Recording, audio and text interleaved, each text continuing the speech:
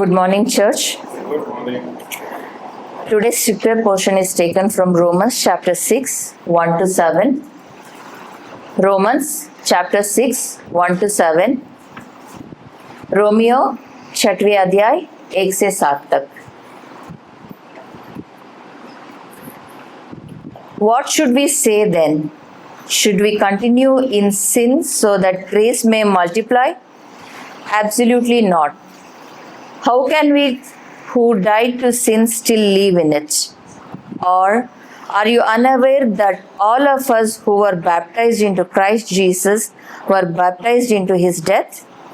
Therefore, we were buried with him by baptism into death, in order that, just as Christ was raised from the dead by the glory of the Father, so we too may walk in newness of life. For if we have been united with him in the likeness of his death, we will certainly also be in the likeness of his resurrection. For we know that our old self was crucified with him, so that the body ruled by sin might be rendered powerless, so that we may no longer be enslaved to sin. Since a person who has died is freed from sin. This is the word of God. Thank you. Romans 6 begins a crucial point in Paul's argument. यहाँ पर Romeo 6वें अध्याय से पौलुस जो तर्क हमारे सामने रखना चाहता है वहां पर उसकी शुरुआत यहाँ से हो रही है. As Davey rightly mentioned, he talked about how we were talking about the superabundance of grace of God. और हमने पिछले हफ्ते देखा किस प्रकार परमेश्वर का जो अनुग्रह है वो बहुत आयत नहीं है बस अति बहुत आयत से हमारे और आपके जीवन में प्रवेश किया है. Two verdicts and two different results. और हमने देखा पिछले हफ्ते हमने देखा कि दो लोग दो उनके नीचे का शासन और उसमें से निकलने वाला जो निर्णय जो है उसके बारे में हमने देखा. We looked at Adam, we looked at Christ, we looked at condemnation that came through Adam, we looked at justification that came through Christ. और हमने आदम के द्वारा देखा किस प्रकार मृत्यु प्रवेश किया. हमने प्रभु यीशु मसीह को देखा किस प्रकार प्रभु यीशु मसीह के द्वारा धार्मिकता हमारे और आपके जीवन में प्रवेश करता है. And in verse 20 of chapter 5 he lands probably one landmark statement on God's grace, and he says, where sin increased, grace superabounded. और उसके बाद हमने देखा है कि वो बहुत बड़े सुंदर तर्क को हमारे सामने रखता है कि जहां पर पाप बढ़ा वहां पर क्या हुआ, परमेश्वर का अनुग्रह थोड़ा बढ़ा, अति बहुत आयत से उसका अनुग्रह बढ़ा. And then comes verse 21. उसके बाद 21वीं आयत में हम पहुंचते So हैं that और उसके बाद कहता है उससे क्या हुआ, as sin reigned in death, so also grace might reign through righteousness leading to eternal life through Jesus Christ our Lord. और इसी बात को वो रोमियो 5 उसके 21 में कहता है कि जैसे पाप ने मृत्यु फैलाते हुए राज्य किया, वैसे ही हमारे प्रभु यीशु मसीह के द्वारा अनुग्रह भी अनंत जीवन के लिए धर्मी ठहरते हुए राज्य करे. Sin reigned once. प्रिय चीजों ये याद रखिए, पाप एक समय शासन करता था, The reign of grace now. मगर अब परमेश्वर के अनुग्रह का राज्य है. And that is where Paul brings up a crucial argument in chapter 6 of book of Romans. और यहाँ पर हम देखते हैं कि इस तर्क को आगे बढ़ाते हुए एक बहुत महत्वपूर्ण बिंदु को हमारे सामने वो रखता I've है. entitled my sermon, as you would see it on the slide, Logic of Being United with Christ. और आज suबह का जो मैंने शीर्षक दिया वो ये है मसीह के साथ होने का या एक साथ होने का तर्क. I tried to go up to verse 5, but just for the paucity of time, and it's been a few Sundays where we have been preaching for a longer period of time, I thought we'll stick to 2 points, reaching up to verse 5 this morning.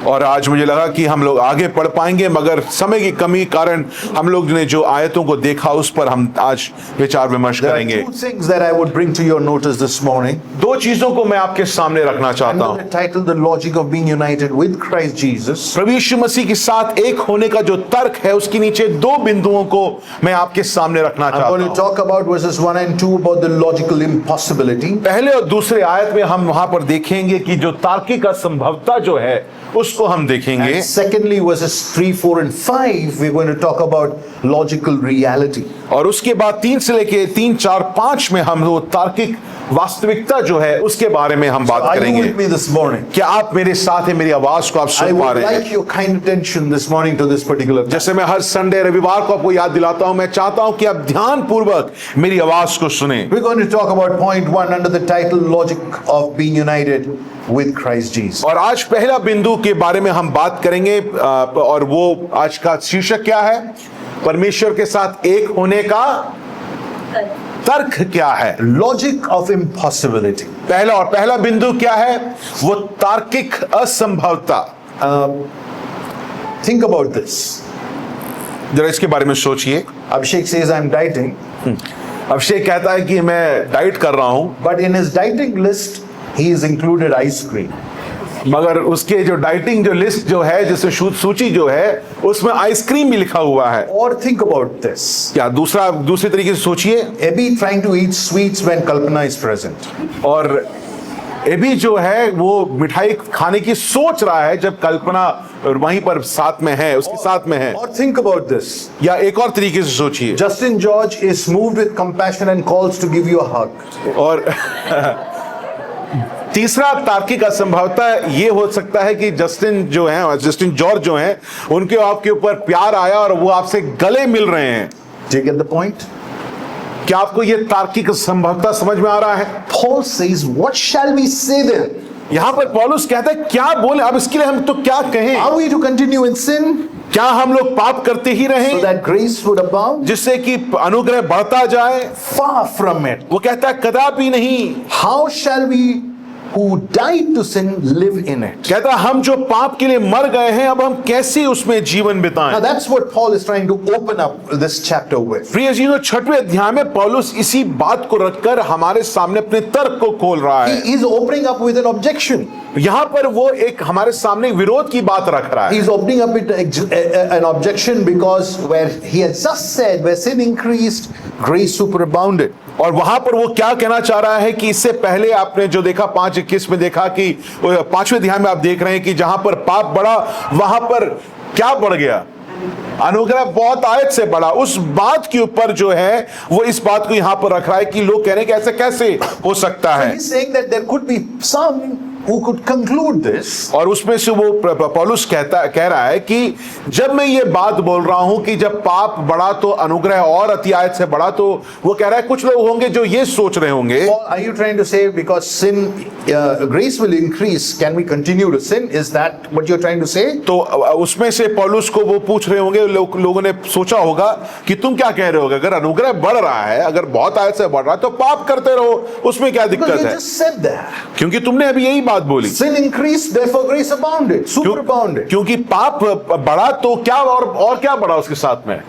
अनुग्रह अति आयत से बढ़ा तो हाँ। So before anybody could come with that objection, और कोई लोग इसके सामने ये विरोध को लेके आए, Paul himself on a rhetorical style says, what shall we say then?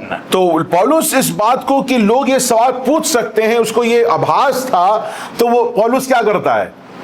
पौलुस वो सवाल खुद से पहले ही पूछ लेता है। Now look at the first question in verse 1. What shall we say then? तो पहला शब्द यहां पर देखिए कि तो हम क्या कहें। Paul is forcing us to think. यहां पर पौलुस हम चाह रहा है कि हम सोचें। He is asking us to ask ourselves a question. यहां पर वो चाह रहा है कि वो हम एक सवाल पूछें। You heard something. तुमने एक चीज सुना, What do you think? What is that you're going to say about it? तो तुमने जो अभी सुना उसके बारे में तुम क्या सोच रहे There हो? should be something in your mind. तुम्हारे मन में कुछ तो होना Let me चाहिए। ask you this question. Last Sunday we all went back home. What did we think about the word that was shared last Sunday? प्रिय जीजू, मैं आपसे पूछना चाहता हूं, पिछले हफ्ते जो हमने वचन सुना, उसको सुनकर हमने क्या सोचा? हम घर जाके हमने किस बात पर मनन किया? Paul knows that the doctrine of grace is going to provoke a question in their hearts. मगर यहां पर पौलुस को पता है, क्योंकि मैंने ये बात बोली है। कौन सी बात बोली है? कि पाप जहां बढ़ा वहां पर अनुग्रह बहुत आयत से बढ़ा, तो उसको मालूम था कि अब लोग ये सवाल पूछेंगे, आपत्ति जताएंगे, तो वो बात को सामने रख रहा है। Some intelligent people like Davy and others in the crowd listening to Paul preach would say, are we to continue in sin because grace may abound? तो डेवी ये बात को सुनकर सोचे, डेवी वहां पर बैठा होगा, पौलुस की ये चिट्ठी उसके सामने आई होगी, वहां पर चिट्ठी पढ़ा जा रहा है, तो डेवी कह रहा है, एक मिनट रुको, ये क्या बोल रहे पौलुस? तुम अगर ये बोल रहे हो तो इसका मतलब ये है कि हम पाप करते ही जाएं। Notice the verb there. You have your pencils, you have your Bibles, circle it. Continue. That's the focus that you need to bring. तो यहां पर जो शब्द जो है, कौन सा शब्द महत्वपूर्ण है?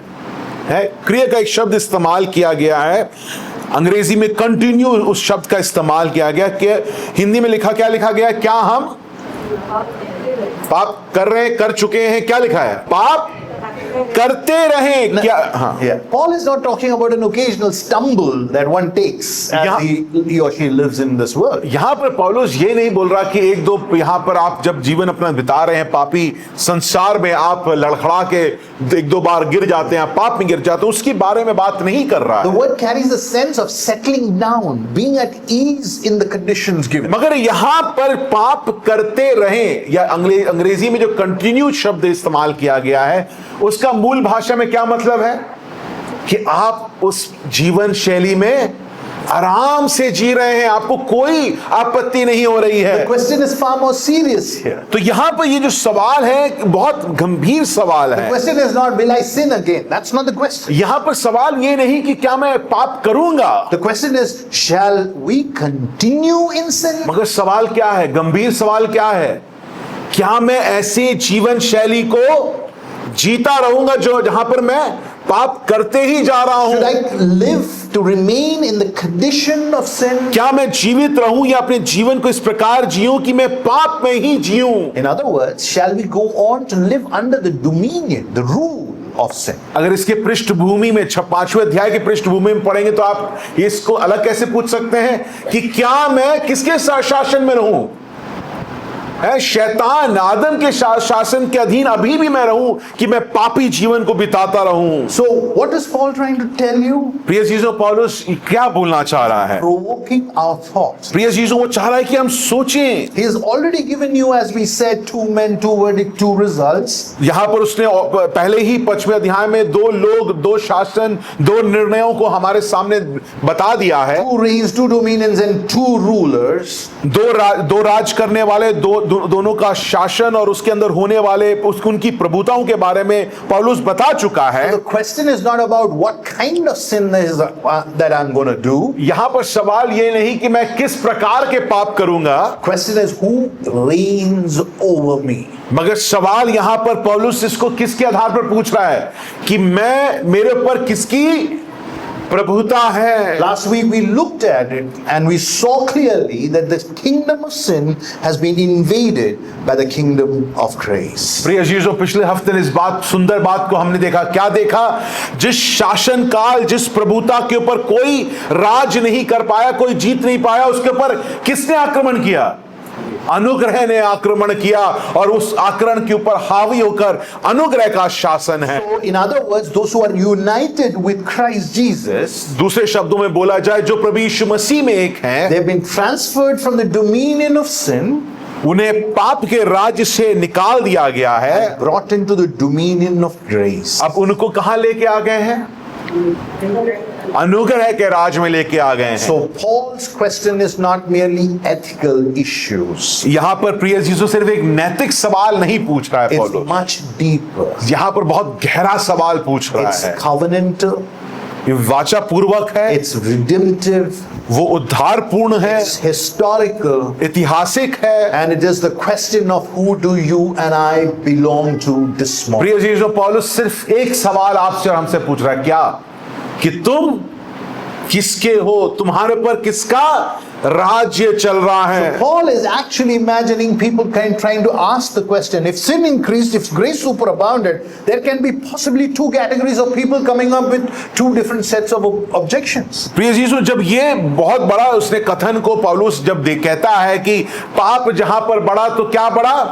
बहुत आयत से अनुग्रह बढ़ा, तो 2 प्रकार के लोग होंगे, 2 श्रेणी के लोग होंगे जिनके पास 2 अलग किस्म की आपत्तियां हैं। One is a liberal open mindset. एक होगा जो खुले दिमाग का आदमी है, Even he or she will say, my sin makes God's grace look beautiful. May we be continuing sin? जो उदारपूर्ण व्यक्ति जो है, जिसका खुला मन है, वो कहेगा अरे मेरे पाप से क्या बढ़ रहा है, अनुग्रह बढ़ रहा है जिससे परमेश्वर की महिमा और हो सकती है, तो चलो पाप करते हैं, परमेश्वर की सहायता करते After हैं, all, it leads to the glory of God. क्योंकि अनुग्रह से होता क्या है, परमेश्वर की महिमा होती है, तो पाप करते जाओ। That's the first mindset. एक जो सोचने का तरीका एक ये है, एक श्रेणी ये है, Second mindset is the highly religious, legalistic mindset. और दूसरा श्रेणी के लोग वो हैं जो कि सब नियम पूर्वक करते हैं। Paul, how are you talking about law with such disparaging thought? You are saying law is ineffective. और यहाँ पर वो कहते हैं, वो लोग पौलुस से कह रहे हैं, तुम कैसे ये नियम जो इतना सालों से हमारे पास है उसकी धज्जियां ऐसे क्यों उड़ा रहे हो, तुम क्यों कह रहे हो कि नियम का कोई मतलब नहीं In है। fact, you say law, by coming of the law, when law came, what happened? Sin increased. यहाँ पर पौलुस नियम के बारे में क्या बोलता है, नियम था, उसके बाद क्या आया, क्या आया, नियम आया, पाप था, नियम आया, नियम आने से क्या हुआ, पाप बढ़ गया। So Paul, if law cannot produce according to you righteousness, then where are people going to live their ethical life and on what basis? तो यहाँ पर ये लोग जो विधि पूर्वक हैं, जो नियम के पालन करते हैं, वो पौलुस से कहेंगे तुम कैसी बातें कर रहे हो, नियम ना हो तो लोग जिएंगे कैसे, उनको कैसे पता कि क्या करना है क्या नहीं करना है। So Paul answering both these minds. यहाँ पर पौलुस इन दोनों को समझाते हुए कहता है, He says you both have misunderstood the grace of God. वो कहता है तुम दोनों श्रेणी के लोग, कौन है, पहले जो उदार पूर्वक खुले दिमाग के लोग हैं, दूसरे जो विधि पूर्वक या नियम के अनुसार चलने वाले, तो वो कहता है तुम लोग दोनों ने क्या नहीं समझा है, परमेश्वर के अनुग्रह को नहीं समझा है। Look at verse 1. पहली आयत को देखिए, Guys, open your Bibles. Look at verse 1. पहली आयत मेरे साथ पढ़िए, क्या लिखा है, Romans 6 verse 1. कौन सा अध्याय पढ़ रहे हैं, 6, एक साथ में पढ़िए। तो हम क्या कहें, क्या हम पाप करते रहें कि क्या बढ़े, कि अनुग्रह बहुत हो। Observation to test. पहले भी ने पढ़ाया. Hope you have done your homework well. Observe. What do you observe in that statement? यहां पर आप ढूंढिए, क्या आपको क्या समझ में आ रहा, क्या दिख रहा है।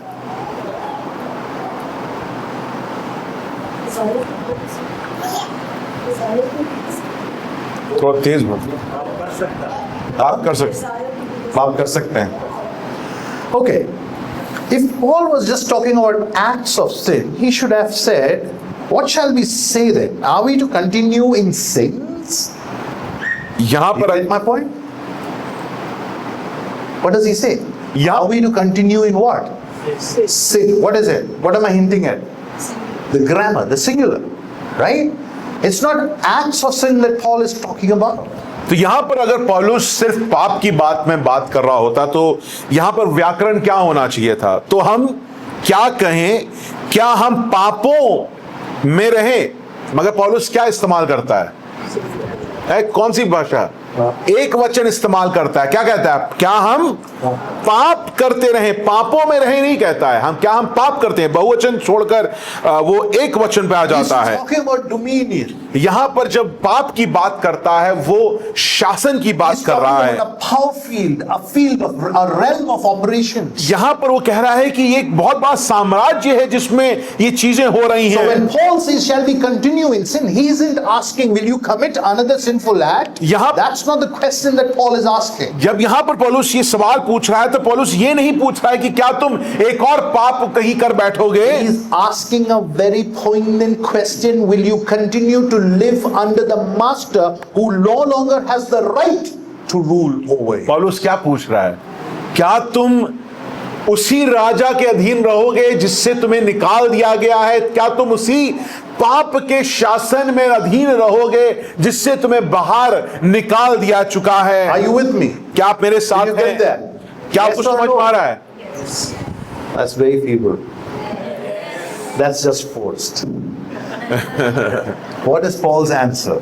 पौलुस यहां पर क्या कहता है, What's Paul's answer? I mean, you know better.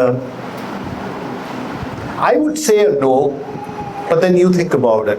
पौलुस यहां पर ये सवाल खुद पूछकर, सोचिए वहां पर एक तरीके से तर्क वितर्क चल रहा है, जो लोग तर्क कर रहे हैं वो उन्होंने आपत्ति रखी, तो पौलुस कह रहा है कि हाँ हो सकता है, शायद तुम कर सकते हो, या मेरे हिसाब से नहीं करना चाहिए मगर शायद तुम कर जाओ। ये सब पौलुस यहां पर बोल सकता है। It is like Kalpana telling Abby asking, "Can I eat this meat?" जैसे अभी विनती कर गिड़गिड़ाते हुए पूछता है कि क्या मैं मीठा खा सकता हूं? And Kalpana is like, "It's your call." मेरे हिसाब से तो नहीं। कल्पना क्या बोलेगी कि नहीं खाना चाहिए? Paul says far from it. पौलुस यहां पर कोई शंका, कोई चीज एक मन में ऐसा नहीं बोलता कि तुम्हारे ऊपर यह आधारित है, तुम अपना देख लो, मैं अपना देखूंगा। पौलुस क्या बोलता है? नहीं, कोई बात नहीं, चलो देख लेंगे। क्या बोलता है? कदापि नहीं। I'm not a Greek expert, but a little Greek for you. Me genote. That's the Greek word. Just so that you and I remember. Nothing special about it. It's me genote, which is double negation. In other words, in Gen Z language, it's 10x negation. यहां पर पौलुस जब बोलता है इस बात को, कदापि नहीं जो है, अगर आप देखेंगे तो यहां पर जो मूल भाषा में जब आपको एक चीज को नहीं करना हो तो आप क्या बोलते हैं? नहीं मतलब नहीं। यहां पर या नहीं को आप तीन चार आप बोलते हैं। तो यहां पर वो उसी चीज को पौलुस एक बार नहीं, उसी बात को वो दोहराता है। नहीं, कदापि नहीं, ये तुम नहीं कर सकते हो। Absolutely not. Certainly not. May it never be in one line.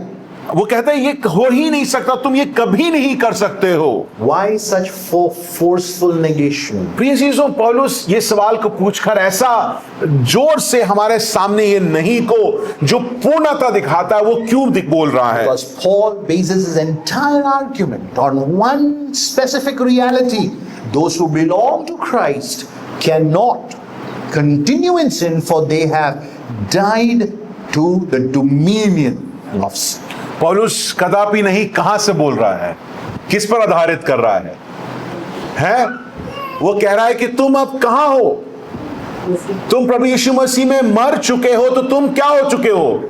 पाप के राज्य के लिए मर चुके हो। अब तुम उस राज्य के, उस साम्राज्य के अधीन बिल्कुल नहीं, और इसलिए कदापि नहीं तुम इस पाप के अधीन नहीं हो सकते हो। सर्मन लंबा ट्रांसलेशन की वजह से खिंचता, मेरी वजह से।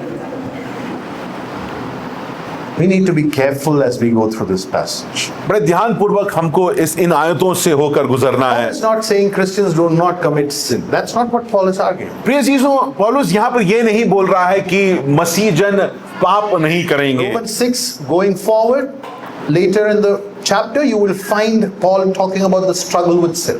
यहाँ पर 6वें अध्याय में और आगे जाते हुए पौलुस जो है वो खुद पाप से होने वाले उसके खिलाफ जो संघर्ष है उसके बारे में हमें बातें बताता So to है। say died to sin cannot mean that sin has vanished from our experience. तो ये ध्यान दीजिए प्रिय चीजों, जब पौलुस यहाँ पर कहता है कि हम पाप के लिए मर चुके हैं, तो इसका ये मतलब नहीं कि पाप हमारे जीवन से क्या हुआ है?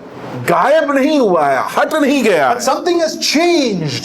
मगर एक और बहुत महत्वपूर्ण बात है, कुछ चीज बदला जरूर है। Our relationship with sin has changed. हमारा जो संबंध जो पाप के साथ था वो क्या हो चुका है? वो बदल चुका है। You can all watch Noah later. He's a lovely kid. I enjoy him, but I want your focus here. मेरे पर ध्यान दीजिए। Is it with me? What's Paul saying? पौलुस यहाँ पर क्या कह रहा है? Your relationship with sin has changed.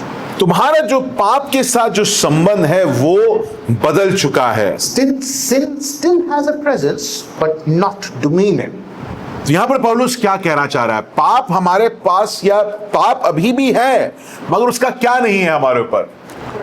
प्रभुता नहीं है। Sin still speaks, but does not have rulership, mastership. प्रिय चीजों, अभी भी शासन करता है, मगर वो हमारे ऊपर उसका कोई शासन नहीं है। It still tempts us, वो हमको अभी भी प्रलोभित करता है, His authority is not an unbroken authority, it's broken and done. मगर उसका जो राज्य था, उसका जो अधिकार जो कोई तोड़ ना सका, अनुग्रह ने उसको तोड़ दिया है। Before Christ, we didn't merely commit sin, but we continued to obey sin.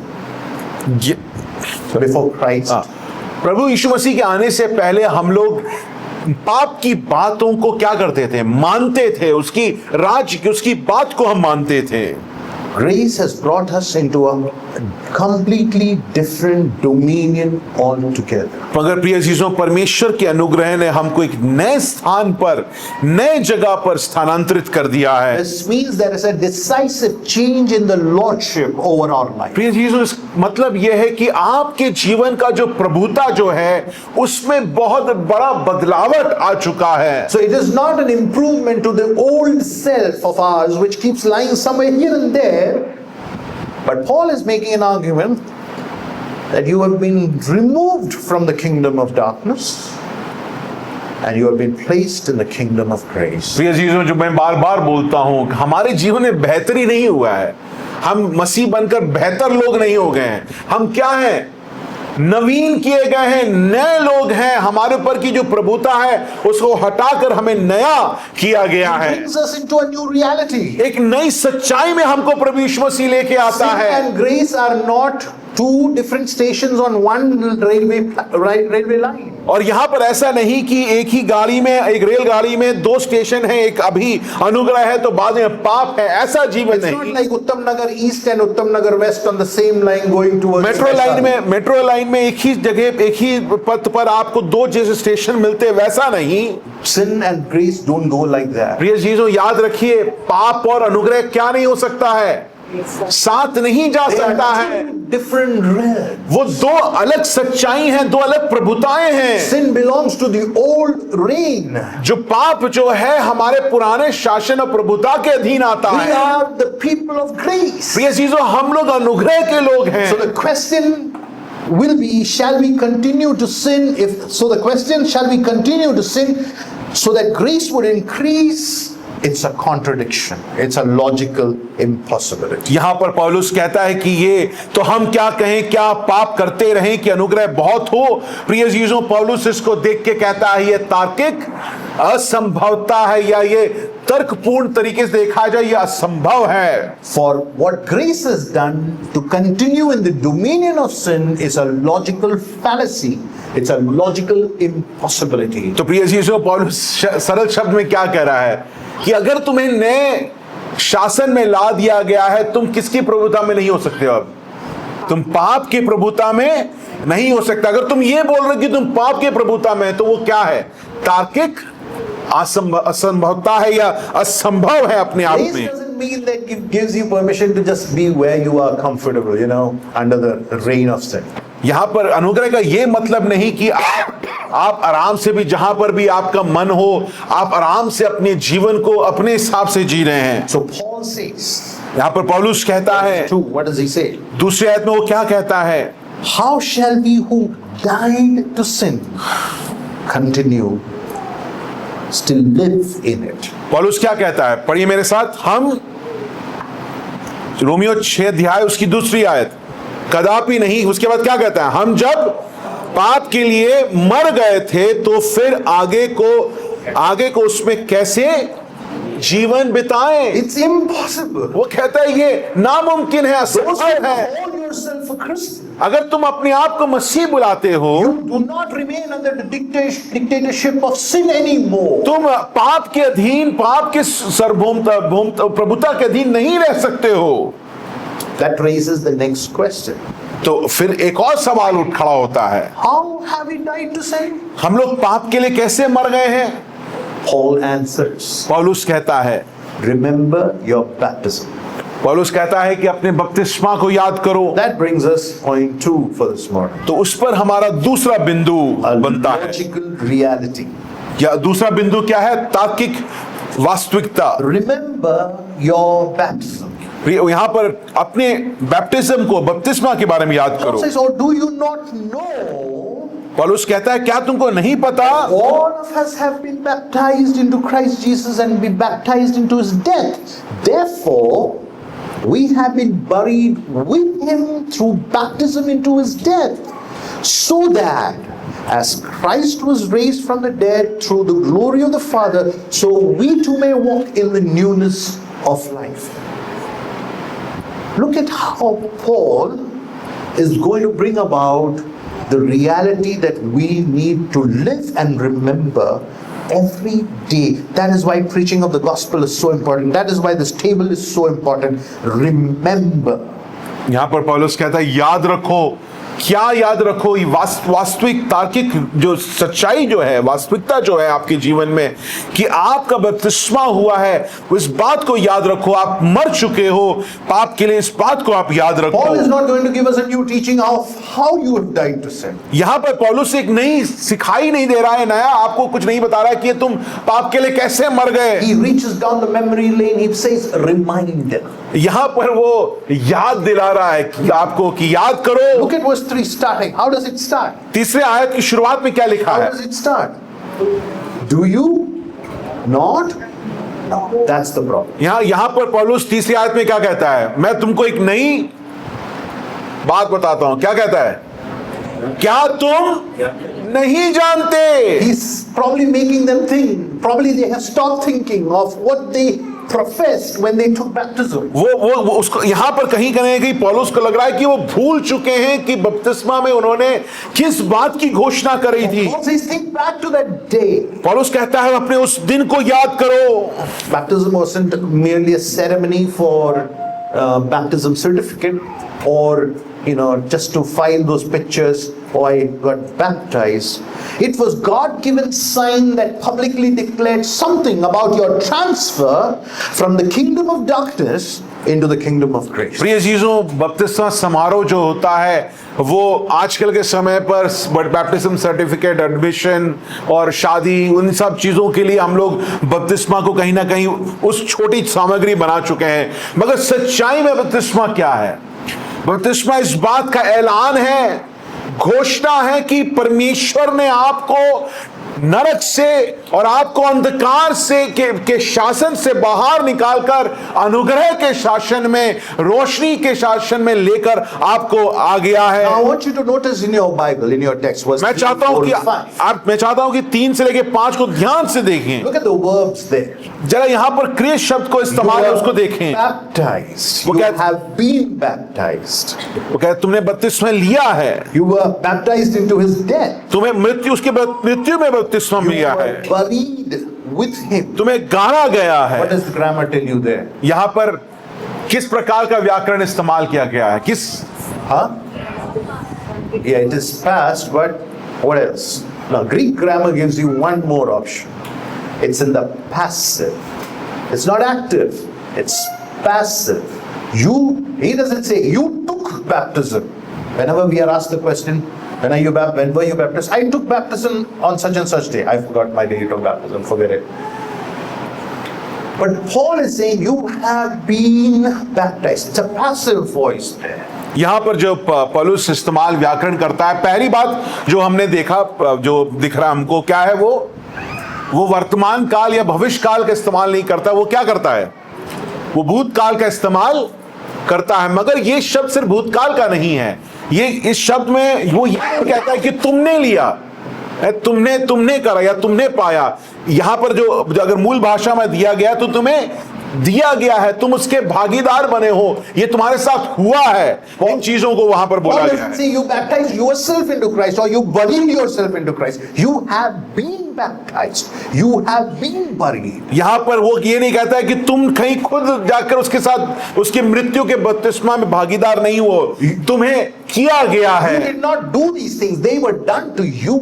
यहां ये चीज तुमने खुद नहीं किया है, ये चीजें तुम्हारे साथ किया गया है। Emphasis is not on what you did for God, emphasis is on what He has done for you. यहां पर जो जोर डाला गया वो ये नहीं कि तुमने क्या किया है, यहां पर जोर किस पे डाला गया है कि परमेश्वर ने तुम्हारे साथ क्या And किया that's the है। grammar of God's grace. प्रिय चीजों, परमेश्वर के अनुग्रह का व्याकरण कुछ इस प्रकार है। Story of salvation is not about our accomplishment of how we have self-improved ourselves to be better human beings. प्रिय चीजों, अनुग्रह की सच्चाई ये नहीं कि हम कितने बेहतर लोग हो गए हैं, हम बड़े अच्छे हो गए हैं, मगर कि हम पूर्णतः बदल दिए गए हैं। Paul says all of us have been baptized into Christ Jesus. तो यहां पर वो कहता है कि हम सब प्रभु यीशु मसीह के बपतिस्मा हम ले चुके हैं। So when you take baptism, और इसलिए जब आप बपतिस्मा लेते हैं, it's not just somewhere, Jesus is somewhere, I'm just taking baptism, it's like a public witness. It's much deeper and much real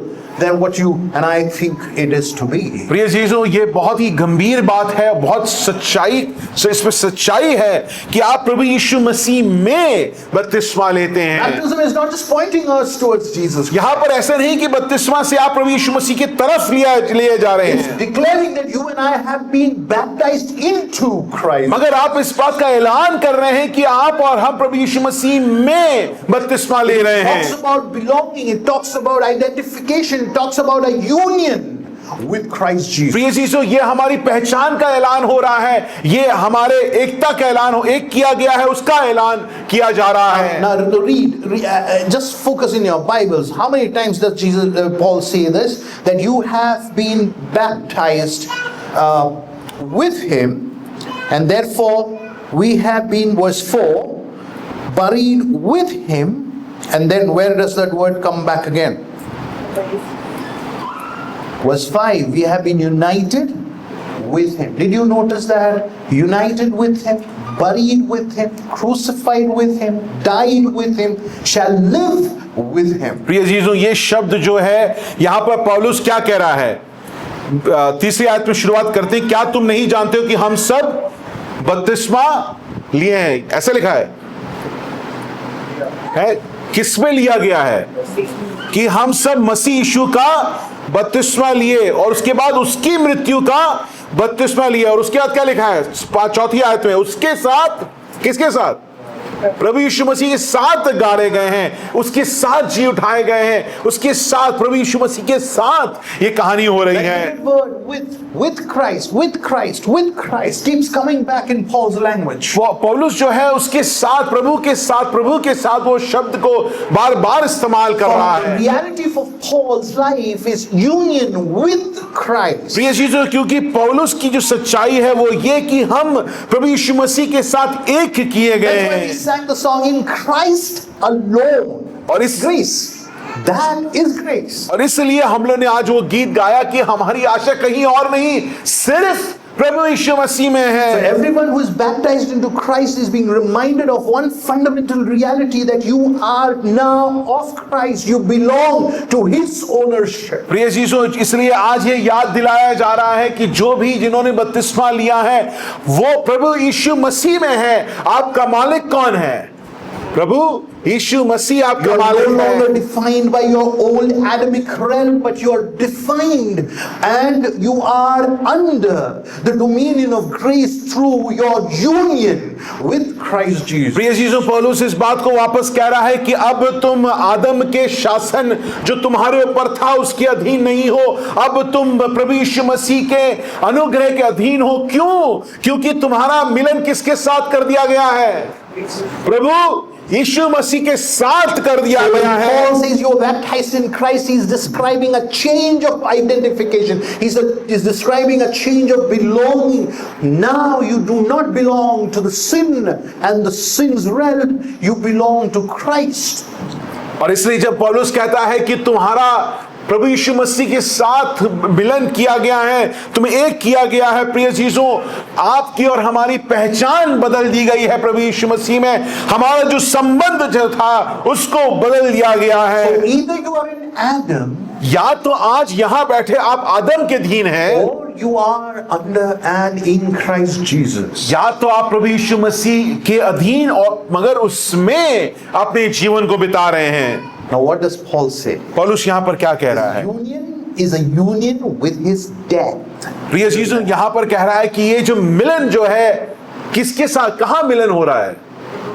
प्रभु के मृत्यु के साथ। Baptized, I love the word into, baptized into his death. प्रिय चीजों, यहां पर मेरे साथ पढ़िए तीसरे आयत के आखिरी भाग को, उसकी मृत्यु का बपतिस्मा लिया।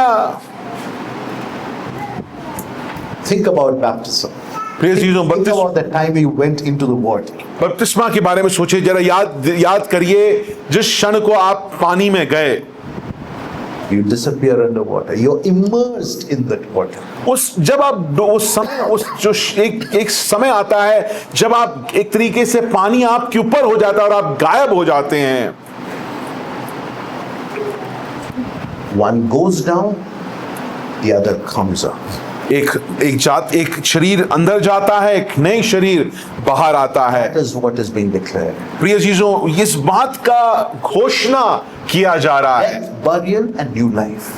एक मृत्यु, गाड़ा जाना और एक नया जीवन। It's powerful theological imagery that baptism conveys to us. यहाँ बपतिस्मा जो है एक बहुत ही सुंदर आध्यात्मिक सच्चाई को हमारे सामने बखान We करता need है। to be careful. Paul is not teaching that there is magical powers in the water as you get in because the person giving you baptism is there. He's kind of holy, so the water is holy, and now that changes and magic happens and you turn into a saint. That is not what Paul is saying. प्रिय चीजों, इन आयतों का बड़ा दुरुपयोग भी होता है। दुरुपयोग कैसे होता है? कई लोग कहते हैं कि पानी, यहाँ पर पौलुस ये नहीं कह रहा है कि उस पानी में जहां पर तुम खड़े हो और तुम्हारे ऊपर, क्योंकि जो तुमको बपतिस्मा देने वाला वो पवित्र आदमी है और इसलिए पानी पवित्र है, और जब तुम पानी के अंदर जाते हो तो पवित्र कुछ चीजें हो जाती हैं, तुम बदल जाते हो। पौलुस इस दुरुपयोग का नहीं कर रहा है, यहां पर इन आयतों का दुरुपयोग नहीं, उस प्रकार नहीं बोल रहा है। Baptism in itself doesn't save. बपतिस्मा जो है अपने आप में उद्धार नहीं देता है, Baptism portrays, displays your reality. मगर बपतिस्मा क्या करता है? आपके विश्वास की और आपकी सच्चाई को घोषित करता है, ऐलान करता It's है। a God-given sign, dear church. प्रिय चीजों, ये परमेश्वर का दिया हुआ चिन्ह है आपके It लिए। points to what God has actually done for you in your life. आपके जीवन, Christ Jesus. प्रभु यीशु मसीह में परमेश्वर ने जो आपके जीवन में किया है उसका ऐलान आप बपतिस्मा के द्वारा करते हैं। Paul therefore says, इसे पौलुस कहता है, do you not know? क्या तुम नहीं जानते? You belong to Christ in baptism. You have been identified with Christ in the baptism. You have been baptized into death in Christ. वो यहाँ पर एक बार में नहीं रुकता है, वो 3-4 बार इस बात को दोहराता है। क्या तुम नहीं जानते कि तुम प्रभु यीशु मसीह के साथ मृत्यु के बपतिस्मा लिया? क्या तुम नहीं जानते कि तुम उसके साथ गाड़े गए हो? क्या तुम नहीं जानते तुम उसके साथ जिलाए गए हो? क्या तुम नहीं जानते उसके साथ तुम्हारा एक नया जीवन है? Look at verse 4. चौथी आयत को देखिए। It's just not baptism into his death, but what else? What else? Therefore we have been buried. What is that word? Buried with him. प्रिय जीजों, यहां पर चौथी आयत में क्या लिखा है? अतः उस मृत्यु का बपतिस्मा पाने से हम जिलाए गए हैं। क्या लिखा है? बाइबल खोलिए, बताइए क्या लिखा है? गाड़े गए हैं। That's a logical progression, right? यहां पर तर्कपूर्ण एक बात को सिद्ध करते हुए आगे बढ़ रहा है। Who वो do you bury? आप किसको गाड़ते हैं? The dead needs burial. जो मर चुके हैं उनको आप गाड़ते If हैं। you were baptized in the death of Christ, अगर आपका प्रभु यीशु मसीह के मृत्यु का बपतिस्मा आपने लिया है what logically follows? तो उसके आगे क्या बढ़ता है? You were buried with him. प्रिय चीजों, आप वहां सीधा आपको जिलाया नहीं जाता, उससे पहले क्या होता है? आपको प्रभु यीशु मसीह के साथ गाड़ा जाता है। Why? क्यों? Because burial confirms one thing. What does it confirm? गाड़े जाने से एक सच्चाई बाहर आती है। वो क्या है? It establishes death.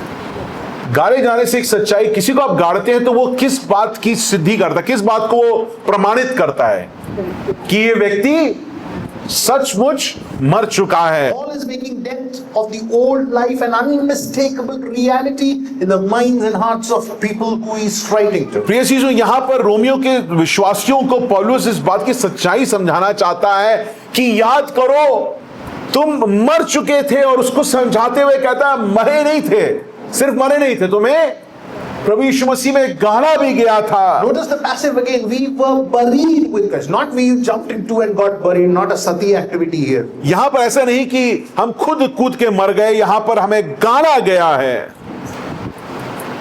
God acted and God united us in Christ Jesus. यहां पर परमेश्वर ने कार्य किया और उसने हमें प्रभु यीशु मसीह के साथ मिलन God कराया। carried our old life into the grave with Christ Jesus. प्रिय यीशु, हम अपने पुराने जीवन को प्रभु यीशु मसीह के साथ इस गाड़े जाने में हम साथ में लेकर चले। So what is Paul saying?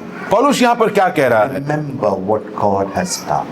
याद करो परमेश्वर ने क्या किया है। Yet Paul doesn't leave us at the grave, lying dead and buried. हम लोग क्या क्या यहाँ पर पौलुस हमें पहला क्या सिखाता है? बपतिस्मा, मृत्यु का बपतिस्मा, उसके बाद उसके साथ गाड़े गए हैं, और उसके बाद वहीं नहीं छोड़ देता है, उसके बाद आगे बढ़ता है। क्या होता हमारे साथ, क्या होता है? Look at the purpose clause he uses. What does the next line say? उसके बाद क्या लिखा है? In order that, or in other translations, so that. चौथी आयत में क्या लिखा है? ताकि जैसे मसीह पिता की महिमा के द्वारा मरे हुए में से जिलाया गया। That's a great so that. That is a purpose clause. यहां पर एक उद्देश्य लिखा गया है। Why did we die with Christ? हम प्रभु यीशु मसीह के साथ क्यों मरे Why गए? were we buried with him? हम उसके साथ गाड़े क्यों गए? So that.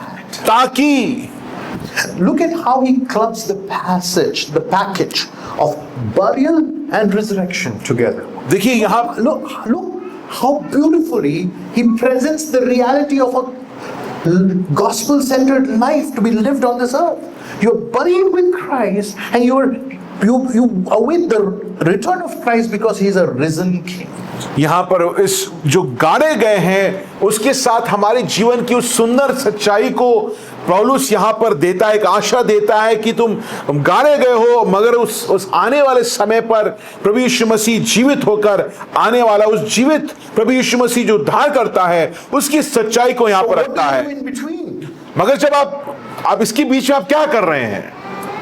So that observation in your text. तो क्या करना चाहिए यहां पर? So that no, that is not where the purpose clause lands. So that कि नया जीवन के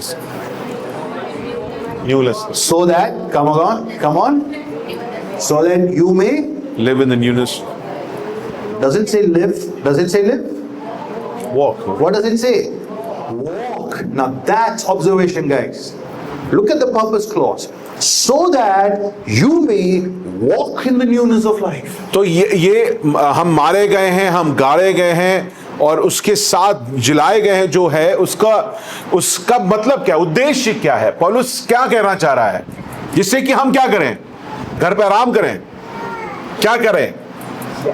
आखिरी भाग, वैसे कि हम भी नए जीवन की से चाल चलें। The gospel doesn't mean that your old life is forgiven. Now you may do whatever you please like. सुसमाचार ये- Gospel is your old life has died and buried, and now you're awakened, brought back to life to walk the new path, new walk.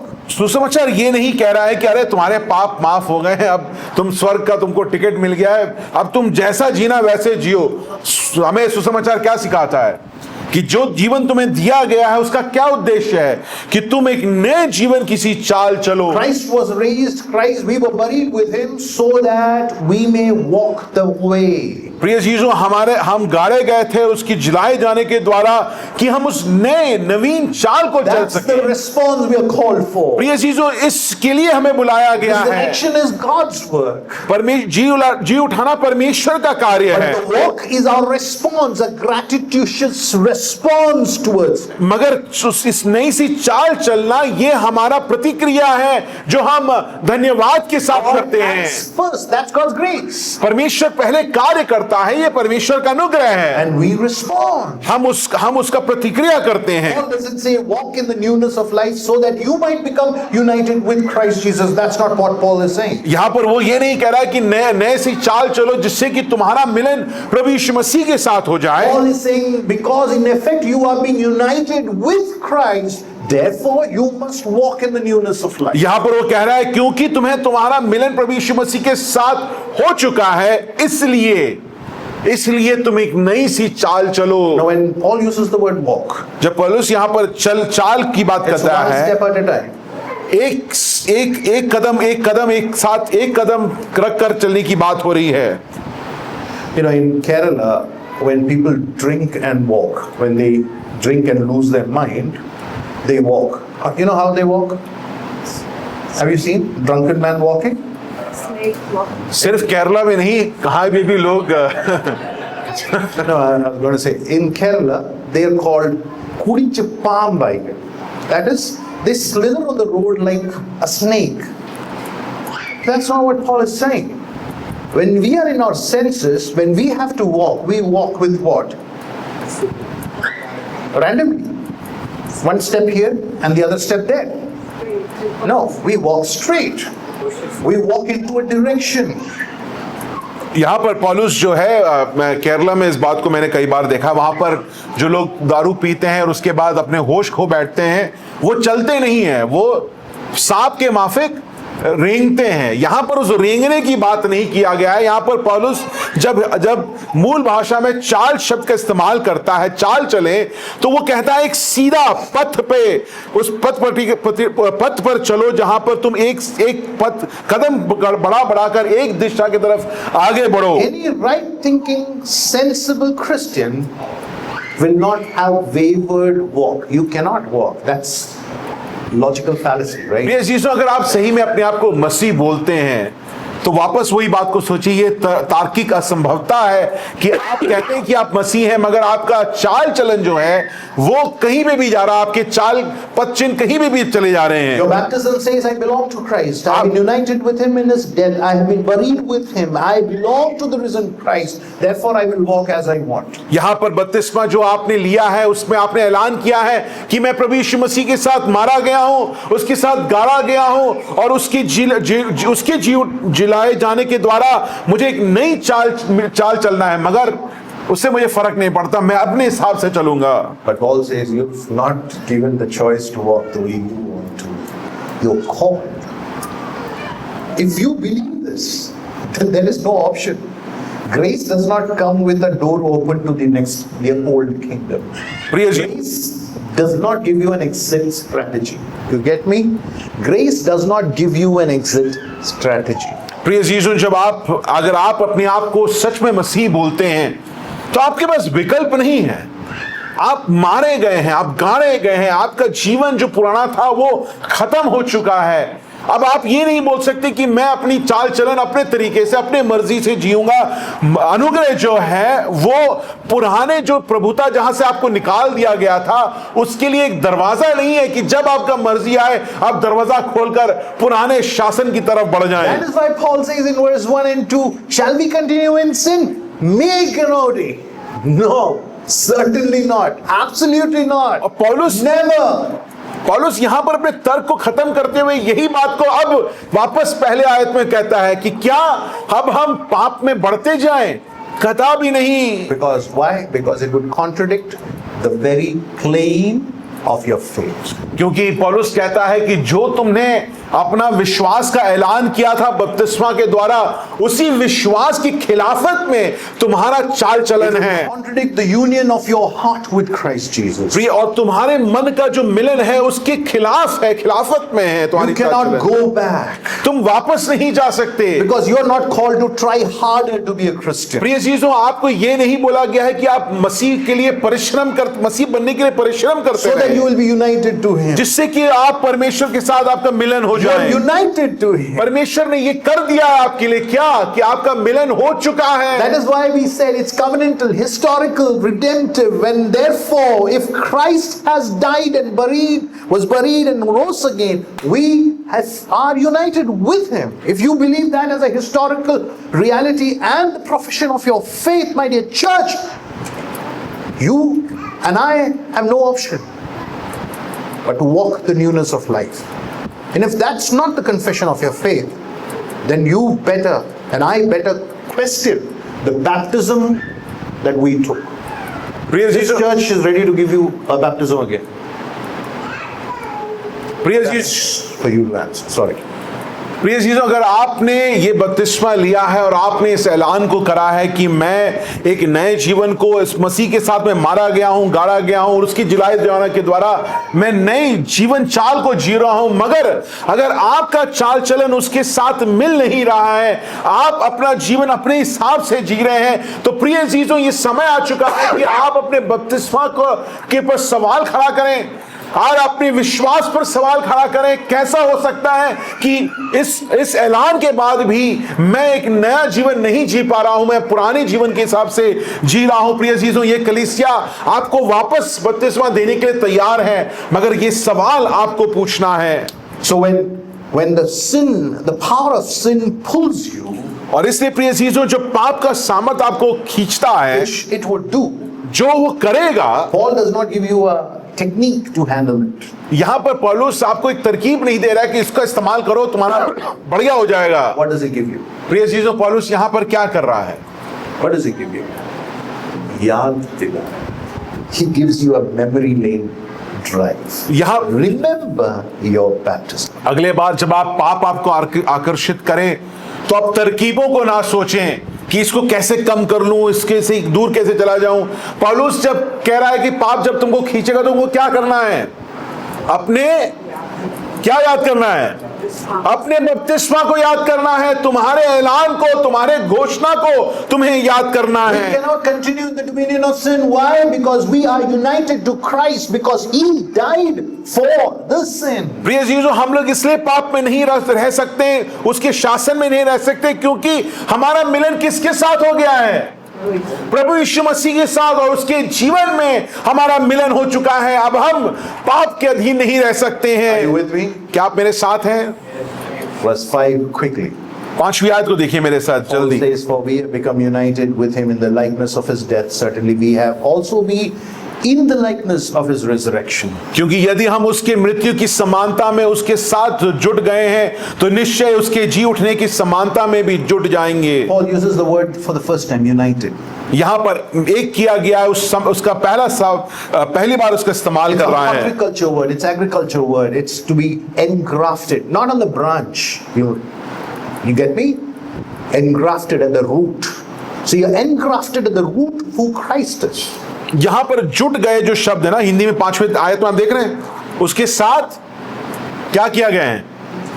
जुट गए हैं। देख रहे हैं सब 5वीं आयत में वो जो शब्द है वो कृषि में इस्तेमाल किया जाता है, जहां पर एक अलग एक पौधे को दूसरे पौधे के साथ उसको मिला दिया जाता है। मगर यहां पर जो मिलन जो बोल रहे हैं, जुड़ना जो बोल रहे हैं, वो उसके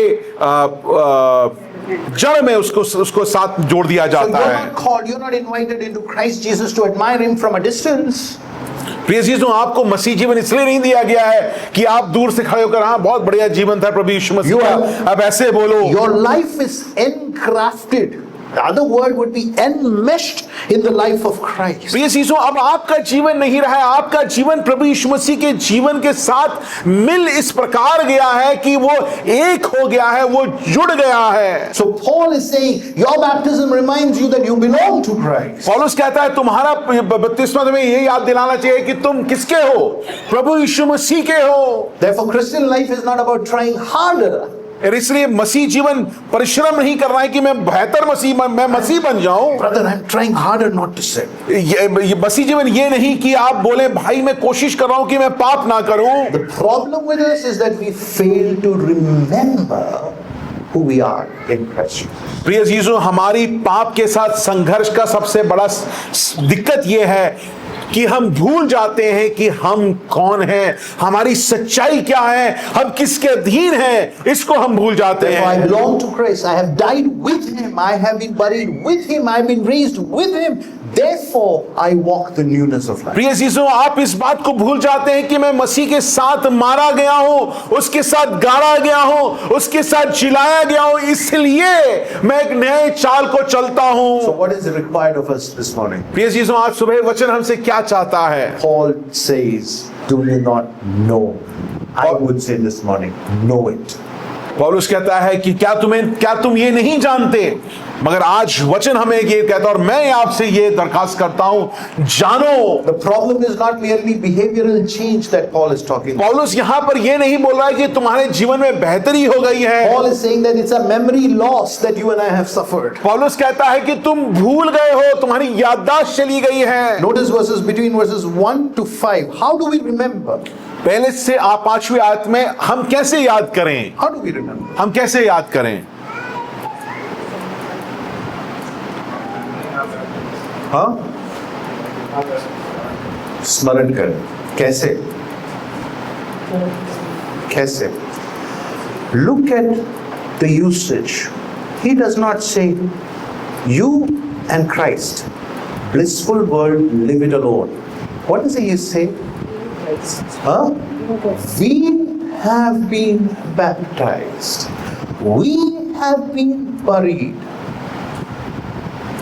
It's plural. यहां पर अगर आप पहली आयत से लेके 5वीं आयत तक अगर आप पढ़ते जाएंगे तो यहां पर पौलुस ये नहीं कह रहा है कि क्या तुम तो हम क्या कहें। वहां से शुरू करता है, हम पाप करते हैं, हम पाप के में मर गए हैं, हम पाप में हम प्रभु यीशु से जिलाए गए हैं।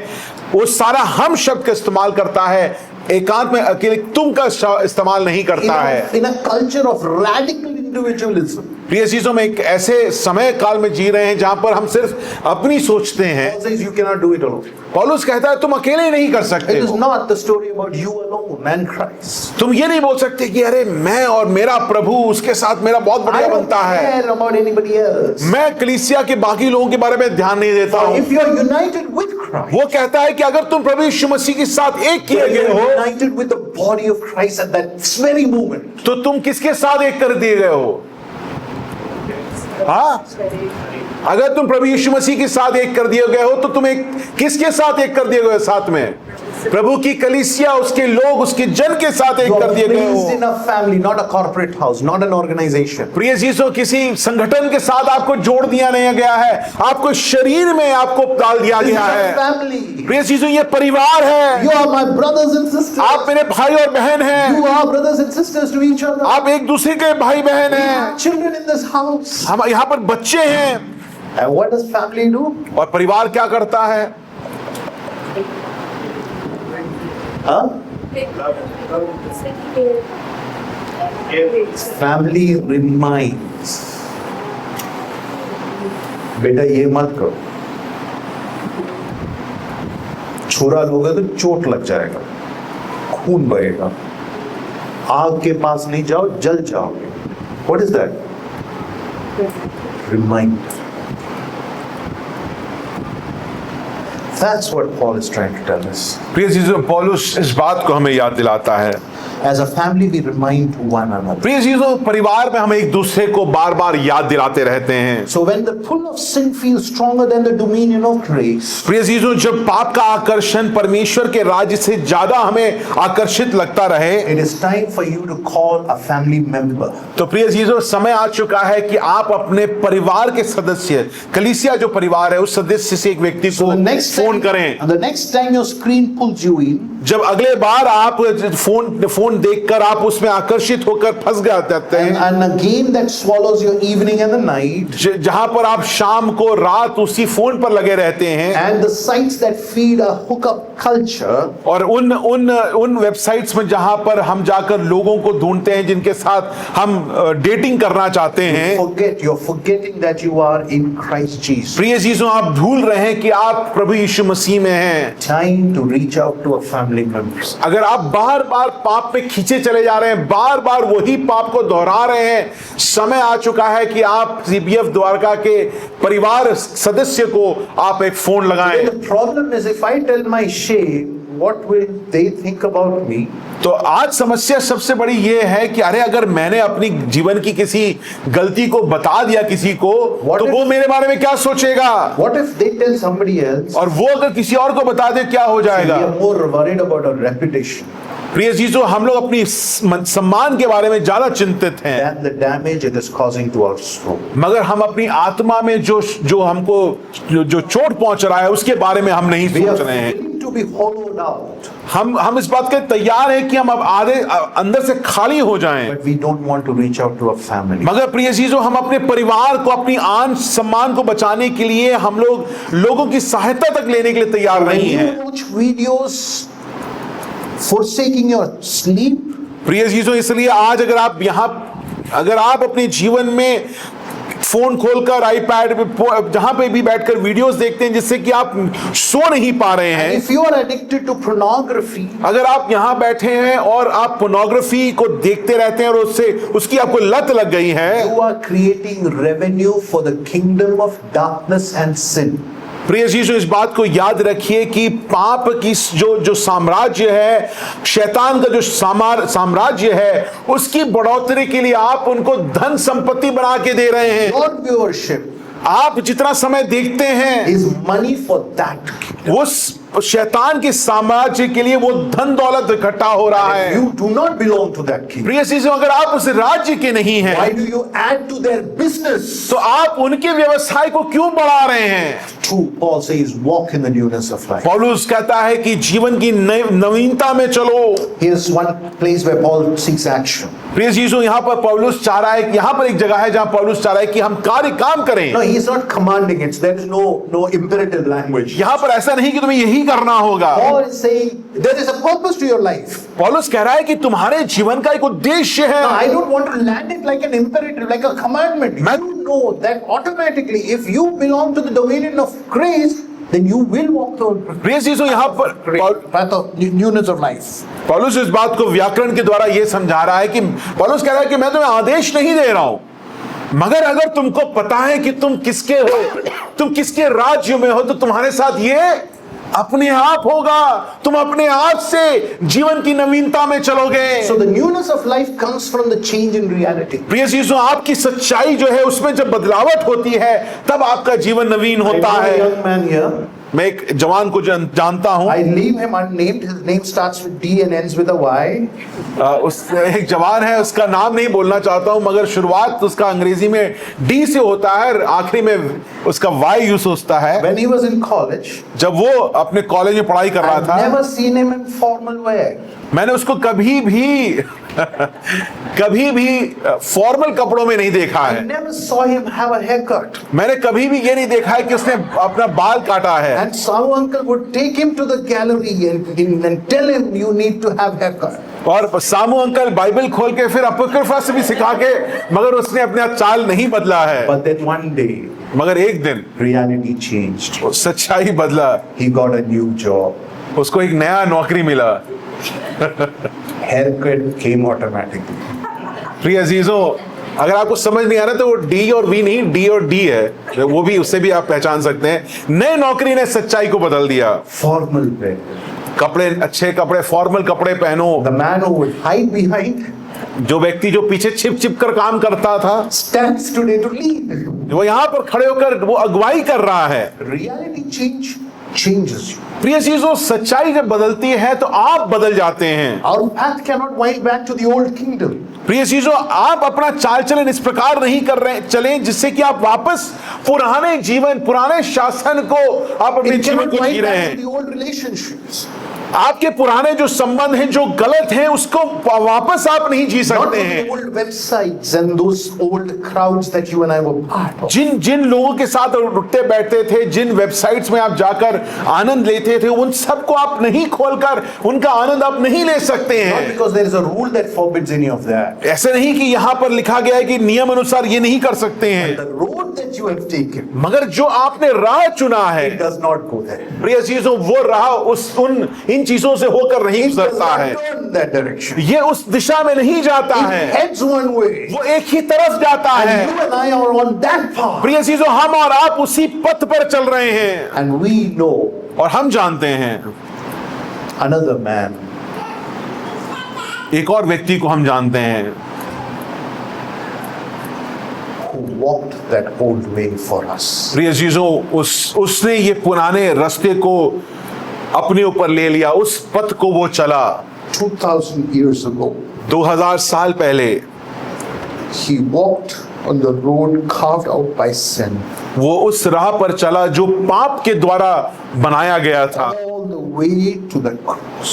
वो उस पथ पर वहीं नहीं रुक गया, वो उस क्रूस की तरफ अग्रसर हो गया। Sinless, but became a sin in our place. जो पाप रहित था वो हमारे लिए पाप बन गया। In our place, condemned, he stood. वो हमारे स्थान में अपराधी बनकर खड़ा हो गया।